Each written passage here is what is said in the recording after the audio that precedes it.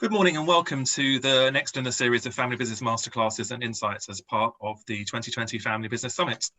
This morning we're looking at the themes of thriving and surviving in a rural economy, and I'm delighted actually to have Anna Price here from the Rural Business Awards, who is steeped in rural knowledge and an understanding of the rural community. So Anna, let's just start with a brief introduction from you in terms of who you are and what you do.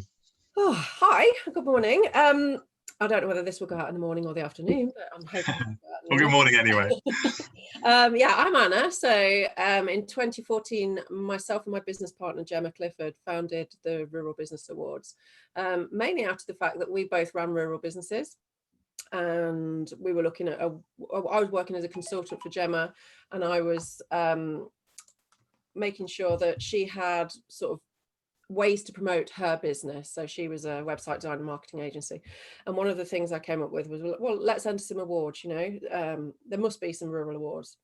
And we looked, and there were no rural awards. So that was on a Thursday about 11 o'clock in the morning, around a kitchen table. By 2 o'clock in the afternoon, we'd actually got a headline sponsor. We'd booked a venue and set a date. So there we were, 2014, off and running, and we held our first awards in 2015, and we've been going ever since.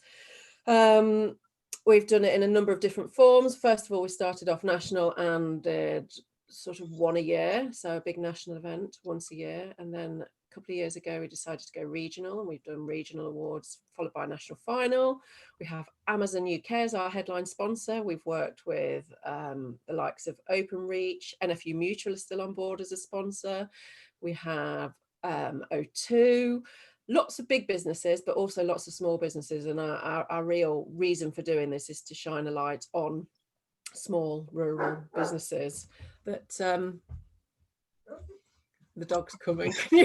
That's fine. Please don't worry. It's probably the postman knocking on the door. So in terms of the support you've obviously got shows how important the rural sector is. To have big businesses supporting you and what you're doing for the rural community is fantastic. What do you mean by the rural business sector? There's such sort of misconceptions about what rural business means.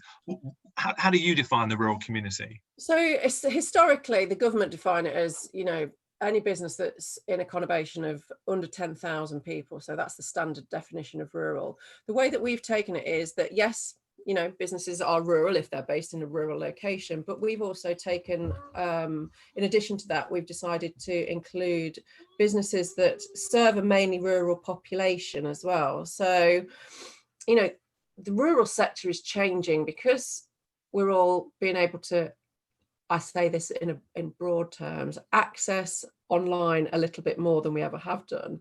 The landscape is changing. So we're seeing a lot of agri-tech businesses, things like that are using technology more, as well as your traditional farming, agriculture, that sort of thing. And I think that there is this misconception that rural business is all about farming and agriculture, and it couldn't be further from the truth, because our rural communities could not survive without your childcare providers, your local electricians, the hairdressers. They're all rural businesses. They might not appear to be farming and agriculture, but what would your farmers and agricultural businesses, these multi-million pound businesses, do without these smaller ones? So yeah, it's important that they're all included and all feel that they're part of this rural community.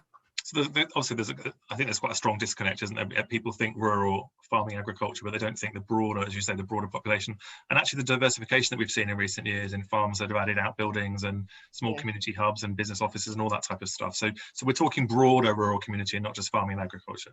Yeah, very much. And something that's really also very important to rural communities is this this sense. You've seen a lot more community businesses setting up. So you've got your people that have taken over your local pubs that now run the pub as part of the community. They have the post offices in the pub and things like that, and they've been overlooked to a degree. And I think it's really important. Something that I say quite a lot is that rural business underpins successful rural communities, and we want those communities to thrive and for people to feel that they're part of something. And these businesses really do. The transactions that occur, whether it be monetary transactions or transactions of goodwill, really do help to bolster these little rural communities and bigger rural communities as well. I think you know, sometimes we think of rural and we think of tiny hamlets Mm. with one pub and one shop. I live in a rural village, but we have a thriving village centre.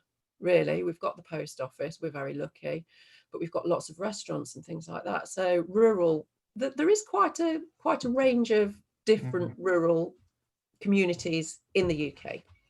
And do you have an appreciation for how important the sector is to the national economy? I do. I have got some statistics. Just bear with me. So we've worked with Amazon, and they conducted a lot of research. Probably the last lot of research we're looking at about 2018. But we've got rural businesses contribute 299 billion in gross value added to the UK economy, and there's also the opportunity. Obviously, this Amazon research says that if we embrace digital and technology, you've got the opportunity to add an additional 12 billion to the economy through the adoption of digital tools. Wow. And using broadband to better run businesses. So it's hugely significant. I think that what we see is that rural businesses to government and economics are always classed as being less productive. So the productivity is lower in rural businesses. But you have to take into account how rural businesses operate. So quite often, a rural business is a community-based business. They might employ Doris from down the road, who's actually 75 and is great at her job, and the people love her, but she's not going to be as productive as a 25-year-old doing the job. So we don't take that. Some of the measurements of productivity are kind of a bit skewed towards urban and city-based businesses rather than rural businesses. So it's always, we've just had this conversation about statistics, but it's always interesting to take a look at the statistics that are published and then try and delve into the reasons why quite often. I think that's true, actually, Anna. Especially when you look at family businesses, a lot of family businesses won't necessarily be run on commercial, or they are run on commercial grounds, but not necessarily on decisions aren't always made financially. They're based on purpose and values and underlying commitment, and they support the communities in which they operate. And I looked at some research recently where a significant portion of family firms that are over 100 years old are still in the place or location where they were founded, and they still support those communities. So I think it goes back to your Doris example in terms of they look after people. I mean, I know that it's not rural, it's actually central London, but Charlie Mullins, who runs Pimlico Plumbers, until recently, I think his chauffeur was 83 when I last met him. And so they do support longevity in career. And actually the productivity question is it's mixed, isn't it? Because how do you measure it in terms of that rural community and a family that's all about purpose, and there's no value given to the purpose part of the equation? No, I know you're probably not going to ask this question now, but this comes on to the succession thing as well, because what we're seeing in rural businesses, and I'm sure it's the same for family businesses, is that a lot of young people don't want to be in a rural location. They want to go to the city. They want to travel the world. Certainly, I mean, my daughter will shout at me, but millennials at the moment, it's just they're quite happy to have a number of different careers and just do what they want to do. It's not always about the money, it's about the experience.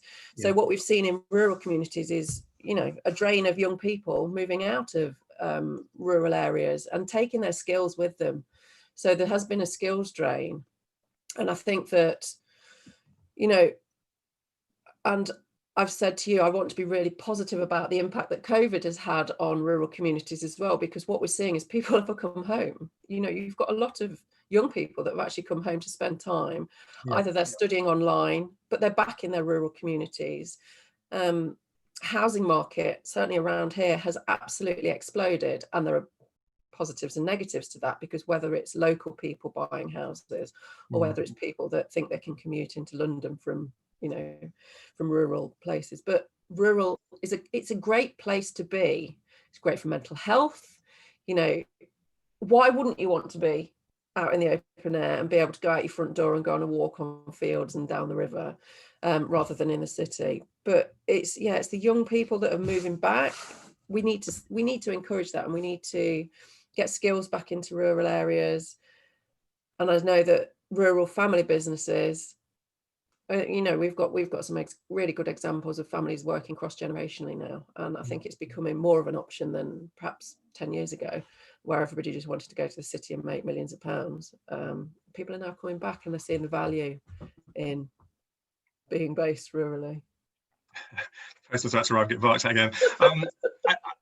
Again, I talked to quite a few family firms recently, and they are predominantly more in the agricultural side of things because they're slightly bigger. But you do see that growth in, I don't want to say professionalization, because I'm not saying these businesses weren't professional before, but with some of the younger generation going home over the summer and forced back to the local communities, some of those skills in digital and marketing. No worries. And actually, that's really helped that whole business strategy, hasn't it, in terms of the marketing, the digital presence, the growth of websites, and actually helping them take that next stage in terms of managing those rural businesses and putting them under the spotlight. Absolutely. And then being more prepared to share their story and be open about their story because they have the skills to do it. Yeah, absolutely. I think it's really, really positive that, and it's really good to encourage these family businesses to think about diversification. You know, don't just chuck the baby out with the bathwater and they've gone off to university and you know, that's it, they've left the family business, that's it, or left a rural business. Bring them back. Yeah, I think there's a big open-mindedness now, a lot more open-mindedness. People of our generation that are taking over and encouraging kids to take over and to be part of it and part of the thinking, you know, using the fact that, you know, we can do anything really. And I've got a presentation actually that I'll share with you later that you might want to use, but it's about, we can work from anywhere in the UK really. And I think that COVID has demonstrated that. And we were all saying broadband's a bit rubbish, nobody can work from home. And I think we wanted everything to be absolutely 100% perfect before we took the plunge.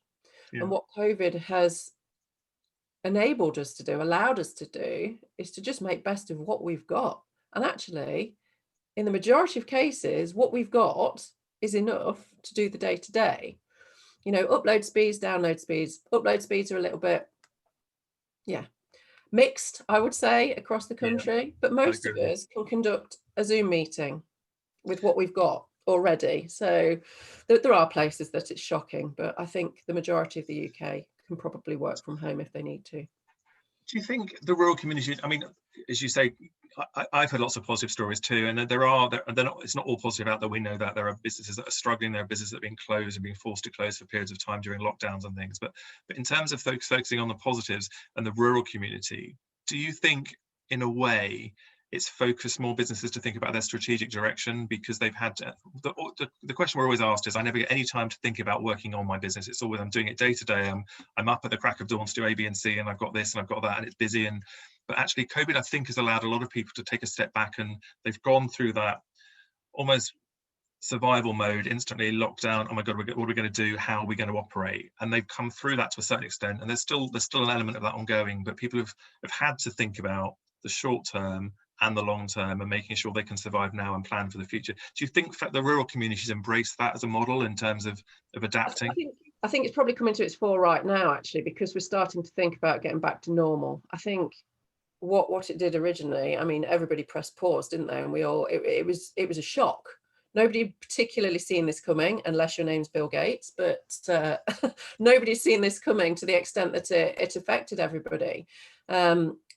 And it was a shock, and everybody just didn't know how to respond. And I think I've talked for about 3 years now about globalization and how globalization from a rural perspective is great. You know, you've got the likes of Amazon, who are great friends and partners that have allowed rural businesses to go out and sell wherever in the world they want to. So that's fantastic. However, globalization in many cases has just accelerated everything, and it's taken everything so quickly, and we've forgotten about our communities and, you know, being local. So what's happened with COVID is we've pressed pause.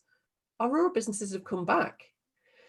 They've taken a breath, I'm hoping, not panicked too much. We're a very resilient community. I think it's like the family business community. Rural is incredibly resilient. Family businesses are incredibly resilient. And we'll be really well placed to just take a breath and start to look now. And as a strategist myself, Gemma and I have done this. We paused massively. And it's enabled us to take a whole new look at our business model, really, and how things have changed. So from we would class ourselves as an event business, so a face-to-face event business, and we'd have 400 or 500 people annually to a massive celebration of rural business at the awards ceremony. But we've stopped that, and you know what? It's actually better for it, because it's enabled us to engage more with directly with businesses, to create more online content, which helps everybody. It helps our sponsors, it helps our businesses. We can put it out there. Yeah. What does a face-to-face event do? It allows you to go and talk to perhaps 2 or 3 people, have a drink, have a party, which is very nice. But in terms of business, you know, this allows us to reassess our strategic direction and our business models, and I think a lot will change. So what do you think are the biggest challenges facing the rural community at the moment?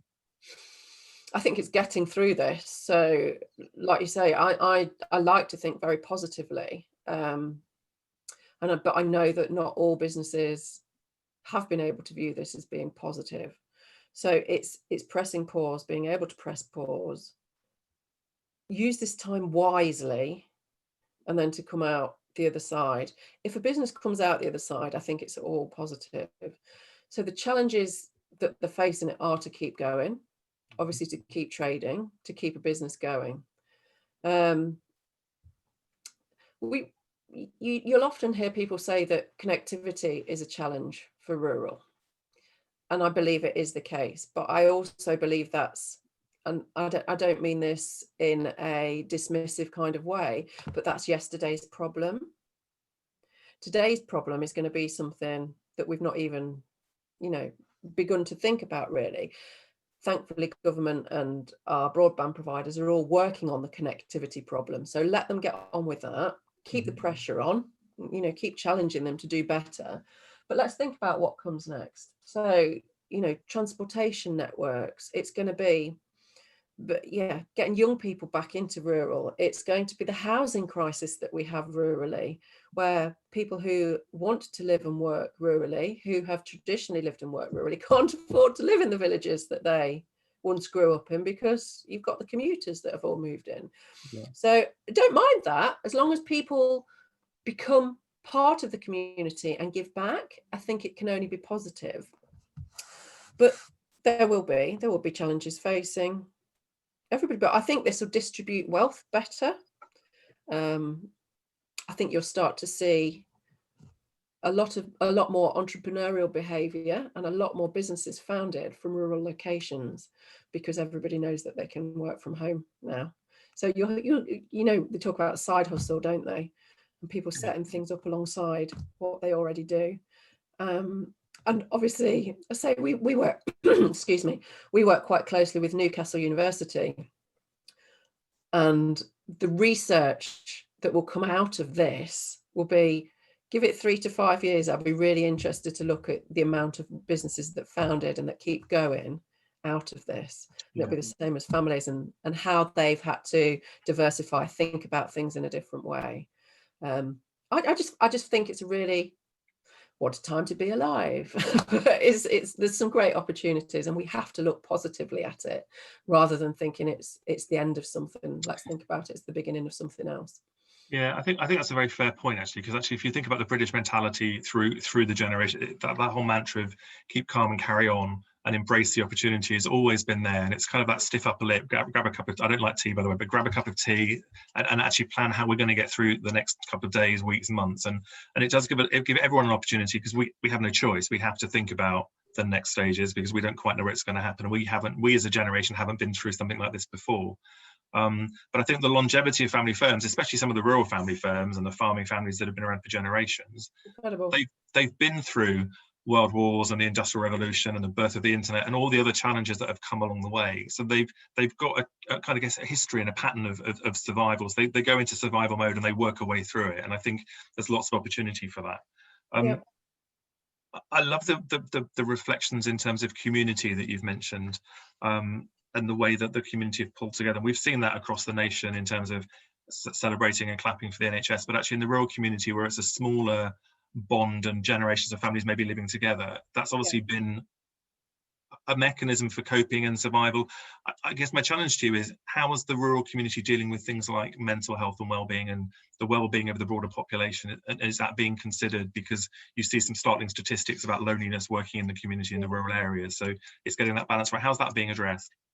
I think that, isolation has always been a very big problem. We've got an aging population, and this is, this comes back to, young people moving out. You have an aging population rurally, and loneliness is a big challenge. So coming back to the challenges that we will face, I think that, again, the starting point for this is that there's an awareness that loneliness and isolation is a problem. Yeah. I think that certainly locally, if you think about how we've all, like you say, pulled together, there's been a lot more of a focus on go and check on your neighbours, check that there's no old people that are stuck. So actually, again, this whole situation has probably been quite positive. I mean, it breaks my heart to think that anybody is literally on their own, but the majority of people are good people. So given the opportunity and an open door to go and check on somebody, I think that they would. And rural communities are very much like that. And, really old rural communities, you've got families against families, and, it's a bit feudal, wasn't it? But I think even in this case, people have come together. They've kind of gone, let's put differences aside and look after each other. And it has really focused on what's important going forward. And family businesses play a huge part in that, like you say, because if you think about some of our rural communities, certainly where estates are concerned, so landed estates, they are centre of a little community, and they look after all their staff, everything else. Everybody's part of it, and it focuses around family business. And it's a broad, it's what you said at the start, really, Anna, isn't it? It's the broad community going for it. You've got stud farms, you've got landed estates, you've got a small holding, you've got a local hairdresser. The people on the little high street in the little towns and villages across the country all coming together as one, and really making a difference, which I think is kind of tantamount to the as you say, the positivity of the British mentality to keep calm, carry on, and think about others and be kind, which I think is the other thing we've seen come through. And I know that's something you've seen in the rural community. How much do you think the rural communities embrace digital, and is there more to be done? Yes, I do think there's more to be done. Like I say, we've been focusing on this now probably since just after we founded, really. It really came to the fore. So 2014, we started, and we're moving on. I think that the issue is that rural businesses, rural communities don't necessarily have the skills to use the technology that's there in front of them. So something that we like to champion and focus on really is, I mean, Amazon have been great at this as well, sort of upskilling rural businesses to be able to use, our whole business is now hosted in the cloud. We don't have, and any business now that has servers, I think it's on the way out. If you can host a business online, then host a business online. But actually, you need to know how to be able to do that. And traditionally, rural firms, estates, agriculture, farming, traditional businesses, even the hairdressers, childcare, electricians have done everything in books. Maybe they've started to use Excel and things like that. So, but there's now this opportunity. You don't have to own anything. Everything that you can be bought in. We talked about this earlier about the fact that everything's a little bit transient now. We are looking to get value for money. There's no reason to spend loads of money. You might want to, and you're doing somebody out of a job by hosting your accounts online. However, you still need somebody to administer that, and it's trying to find a balance, I think, between digital and in person, finding different things for people to do and different ways to use the technology. I think that's pretty fair, actually. And you think about where, I mean, you could take FBU, and we moved to Xero 4 or 5 years ago, and Xero accounting. There are lots of other opportunities out there. It's fantastic because actually you don't have to do the grunt work, it does it for you and it produces great reports. But unless you know about these software platforms, and you know about web hosting and how, and you can have web hosts in the cloud, but unless you know how to post changes to your website and manage it and have that, so there's a different skill set needed.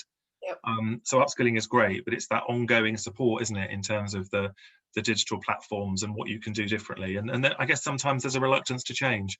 There's a change, and I think, like I say, rural businesses, family businesses, you do see some businesses, oh, we've always done it like this, you know, and there is this reluctance to change it. And if it's not broken, why fix it? And there is something about that as well that's lovely and historic and traditional, and you kind of don't want to throw away all of that heritage, but actually you do need to move forward in order to actually embrace the opportunity and save time and money and effort. So there's a balance, isn't there? It's not one size fits all. And that's what I say to any businesses that I work with, you know, on a consultancy basis. It's best of both, really. Don't throw away what's great about your business, but find new ways to either promote it, bring it to the fore, to bring it into modern day. And don't close your mind to things that you've not explored, really. New types of business model, new kind of diverse businesses, new markets, you know, the digital things like Amazon do. So they warehouse stock and things like that. They'll do your total fulfillment. So if you produce something, you don't have to any longer have a huge warehouse to store everything and pay all that. Amazon will do it for you. And it's a just-in-time thing, and you ship to them and then they ship out. You've not even got to package anything. It just all happens for you.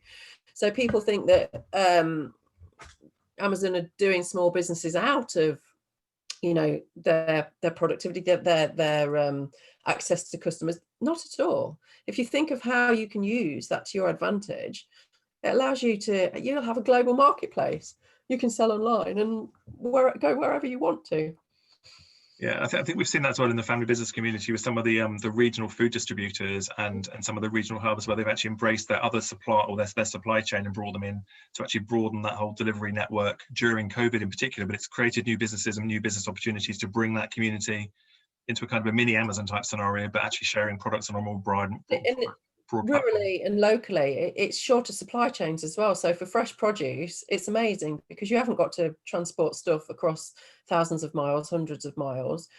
You literally farm to fork. So we've heard a lot about farm to fork over the last few years, but this has been an amazing opportunity to do that. I mean, what we're seeing locally as well is that you know, as suppliers, so our fruit and veg shops that couldn't open during lockdown are actually just coming with a van and parking in the pub and selling out the back of the van. I mean, you've said that as well. It's just, we found different ways to access things. Everybody needs fresh meat, fresh veg if you can afford it. Even if you can't afford it, you've got the food banks and things like that. And I think that, yeah, it's been very positive for sort of short local supply chains. And you kind of alluded to it there, but the narrative for me, the story behind these businesses is really important. Do you think that the rural community can do more to get their stories promoted more into the broader community, and can they shout more about their story and their history and their narrative, and should they be doing more of that to try and help them grow going forward? Yeah, I mean, I've just been speaking to Newcastle University about putting some campaigns together about the fact that rural businesses have traditionally been and I think family businesses kind of do this as well, hide their light under a bushel, so to speak. And they're all right, we're fine, you know, we don't need to shout about how good we are because we're making a living and it's fine. What I find is challenging about that is that when it comes to seeking funding for growing a business, for scaling up a business that is really good and could go national or international, because you don't shout about rural businesses, people are kind of like, oh, I didn't even know that sort of thing existed. And you're like, well, yes, it does. And that's kind of where we're at with the awards. It's shining a light on these businesses that really can be an inspiration to everybody about challenges that they've overcome, about doing things for communities and running successful businesses without just it being about commercial success in terms of money. It's about well-being of staff, it's about mental health, it's about community focus, all of this stuff. And you often find that our rural businesses have such a backstory, And it'd be the same with the family businesses, overcoming all the challenges that families face. I mean, we all know, what do they say? You can choose your friends, but you can't choose your family. And I suppose when you're in business with your family, it's even more poignant, that is. So yeah, absolutely. And what I would love to see is that rural businesses are respected and viewed on an equal footing to those that are urban and city based, in terms of funding, in terms of being listened to. I mean, you've got the likes of FSB, Enterprise Nation. They're all doing their bit for rural, but not as a focus. So government have really kind of, and the LEPs just not really embraced rural business as a sector. They kind of go, oh yeah, well we know about rural, and we rural proof all our policy. Well, you don't actually, because you don't understand it. So how can you possibly rural proof when you don't understand the challenges that we're facing? So yeah, I'd love to see us, you know, be a bit more visible. It's tricky, isn't it? I think the rural sector probably suffers a little bit the same way that the family business sector does, because it transcends all sectors, be it hotel, construction, property, agriculture, and traditionally everyone has put everything into silos, and the rural community, like the family business community, just cuts straight through those silos and it brings the community into so it's challenging. And it's great that there's an all-party parliamentary group for family business. I'm sure there's rural kind of groups as well, which kind of give you a voice, but it's getting that voice amplified, as you say, to make sure that the contributions are recognised, because rural community and family business community are huge contributors in terms of the UK economy.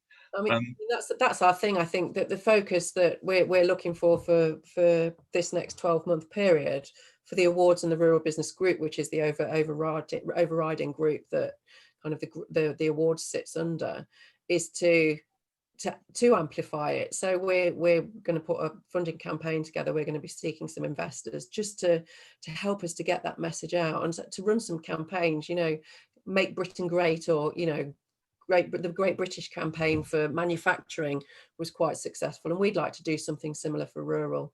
We did one last year, actually, which you're more than welcome, we should talk about afterwards, but we did a campaign, Family Businesses Make Britain Great.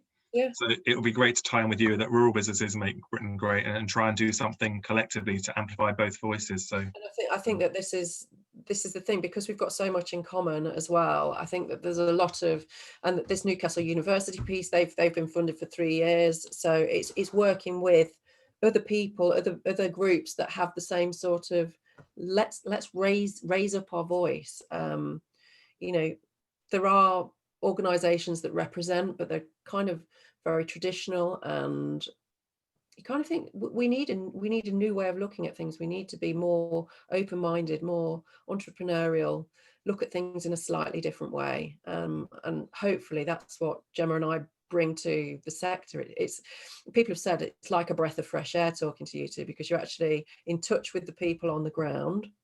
You've got, you know, you're getting your wellies muddy, you're out there talking to people. Showing your posh green wellies.